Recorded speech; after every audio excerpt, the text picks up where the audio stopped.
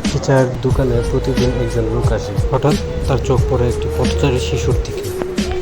লোকটি কৌতূহলবশত শিশুটিকে ডাক দিল এবং সামনে রাখা টেবিলের উপর একটি 500 টাকার নোট, অন্যটি 50 টাকার নোট, দুইটা দুই পাশে রাখলো। পথচারী শিশুটিকে লোকটা বলল, টেবিলে রাখা যে কোনো একটি নোট তোমার হাতে নাও, যেটা হাতে নেবে ওইটাই তোমার। শিশুটি বেশি কিছু চিন্তা না করে 50 টাকার নোটটি হাতে নিল এবং চলে গেল।